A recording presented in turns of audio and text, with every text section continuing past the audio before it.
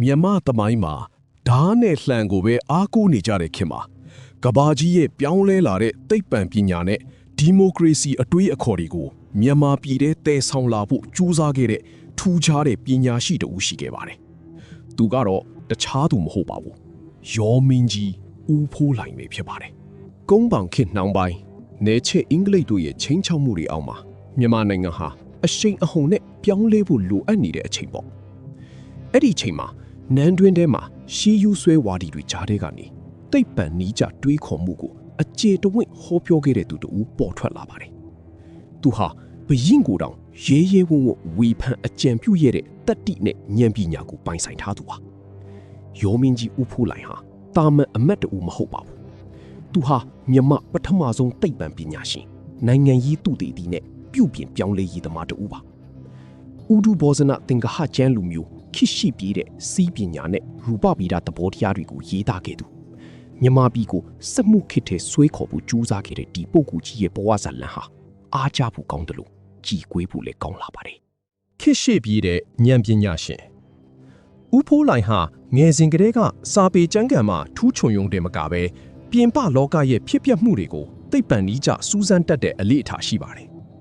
်သူဟာအနောက်တိုင်းကလာတဲ့သိပ္ပံစာအုပ်တွေကိုမြန်မာဘာသာပြန်ဆိုရင်းနဲ့ကဘာကြီးရဲ့တိုးတက်မှုတွေကိုမျက်မှောက်ပြုခဲ့ပါတယ်။သူရဲ့အတွေးခေါ်တွေဟာအဲ့ဒီခေတ်ကမြန်မာလူအဖွဲ့အစည်းအတွက်တော့တကယ့်ကိုအံ့အားသင့်စရာတွေဖြစ်ခဲ့ပါတယ်။သူရေးသားခဲ့တဲ့ကျမ်းတွေထဲမှာခန္ဓာကိုယ်ဟာစက်ရန်တရားတစ်ခုလိုပဲဆိုတဲ့အယူအဆကိုဖော်ပြခဲ့ပါတယ်။အစာအစာနဲ့ယာတိဥတုဟာလူကျမ်းမာရေးအပေါ်ဘလို့တက်ရောက်တယ်လဲဆိုတာကိုနတ်တကြားတွေရဲ့အလိုကြားမဟုတ်ဘဲသိပ္ပံနည်းကျရှင်းလင်းပြခဲ့ပါတယ်။ဒါဟာမြန်မာစီးပညာလောကမှာတော်လှန်ရေးတစ်ခုစတင်လိုက်တာပါပဲ။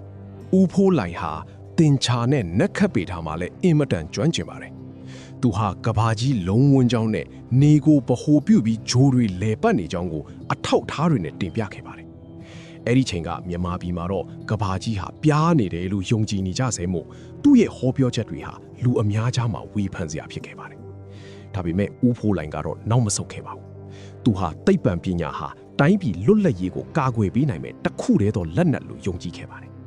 ပညာမဲ့ရင်နေချက်ခံရမယ်ဆိုတဲ့အသည့်ကိုပြည်သူတွေရဲ့ရင်ထဲကိုထည့်ပေးဖို့သူအမြဲတမ်းစူးစမ်းခဲ့ပါတယ်။နန်းတွင်းတဲကတော်လှန်ရေးသမားမင်းတုံးမင်းကြီးလက်ထက်မှာဦးဖိုးလှိုင်ဟာရောမြို့စားအမတ်ကြီးဖြစ်လာပါတယ်။သူဟာနန်းတွင်းထဲမှာအရေးပါတဲ့ပြုပြင်ပြောင်းလဲမှုတွေကိုအကြံပြုခဲ့ပါတယ်။အထူးသဖြင့်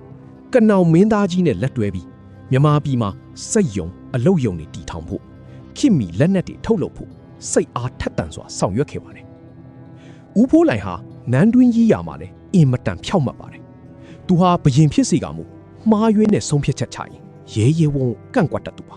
။မင်းဆိုတာပြည်သူကတင်မြှောက်တာဆိုတဲ့ဒီမိုကရေစီစံတဲ့အတွေးခေါ်မျိုးကိုအဲ့ဒီခေတ်ကလေးကသူကစတင်ပြောကြားခဲ့တာဖြစ်ပါတယ်။သူ့ရဲ့ထင်ရှားတဲ့လက်ရာတစ်ခုကတော့ကာယာနုပတနာကျမ်းပါ။အဲ့ဒီကျမ်းမှာခန္ဓာကိုယ်ရဲ့တိဆောက်ပုံကိုရုပ်ပိုင်းဆိုင်ရာအရာအသေးစိတ်ရှင်းပြထားပါတယ်။ဝိညာဉ်ဆိုတဲ့အယူအဆထက်ရုပ်ဝတ္ထုပစ္စည်းတွေရဲ့ဖွဲ့စည်းပုံကိုပိုပြီးအလေးထားတင်ပြခဲ့တာကြောင့်ရှေးရိုးဆွဲဆရာတော်ကြီးအချို့ရဲ့ညှို့ညင်မှုကိုလည်းခံခဲ့ရပါတယ်။ဒါပေမဲ့မင်းတုံးမင်းကြီးကတော့ဦးဖိုးလှိုင်ရဲ့ဉာဏ်ပညာကိုတန်းဖိုးထားပါတယ်။တိုင်းပြည်ရဲ့ဖန်တာရေးနဲ့အုပ်ချုပ်ရေးမှာဦးဖိုးလှိုင်ရဲ့အစီအမံတွေကိုအသုံးချခဲ့ပါတယ်။ဒါကြောင့်လည်းမင်းတုံးမင်းလက်ထက်မှာမြန်မာပြည်ဟာခေတ်မီတဲ့လမ်းစာတွေကိုစတင်မြင်တွေ့ခဲ့ရတာဖြစ်ပါတယ်။အတိုက်ခံနဲ့နန်းကြဘဝဦးဖိုးလှိုင်ရဲ့လမ်းစဉ်ဟာချောမွေ့ခြင်းမရှိပါဘူး။နန်းတွင်းမှာရှိတဲ့အာဏာမတ်တဲ့အမတ်တွေနဲ့ရှေးရိုးဆွဲသမားတွေ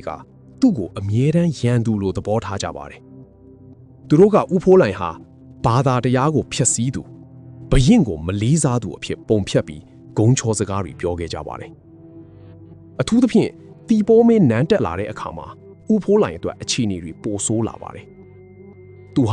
တီပေါ်မင်းကိုစီးမြင့်ခံဘရင်အဖြစ်အုပ်ချုပ်ဖို့အကြံပြုတဲ့ရာဇဓမ္မသင်္ကဟကျမ်းကိုရေးသားတင်သွင်းခဲ့ပါတယ်။ဒါဟာဘရင်အာဏာကိုကန့်သတ်တာဖြစ်လို့နန်းတွင်းသားတွေကြားမှာအကြီးအကျယ်ပေါက်ကွဲစေခဲ့ပါတယ်။နောက်ဆုံးမှာတော့ဦးဖိုးလှိုင်ဟာနန်းတော်ထဲကနေဖယ်ရှားခံရပြီးအကျဉ်းချခံခဲ့ရပါတယ်။သူဟာအကျဉ်းတောင်ထဲမှာတောင်စိတ်တက်မကြပဲစာပေတွေကိုဆက်လက်ရေးသားခဲ့ပါတယ်။သူရဲ့သိပ္ပံနည်းကျအတွေးအခေါ်တွေကိုစာအုပ်တွေထဲမှာမှတ်တမ်းတင်ခဲ့ပါတယ်။သူ့ကိုနန်းတော်ကနေနှင်ထုတ်လိုက်တာဟာမြန်မာပြည်အတွက်တော့ အုံနောက်ကိုဖျက်ထုတ်လိုက်တာနဲ့အတူတူပါပဲ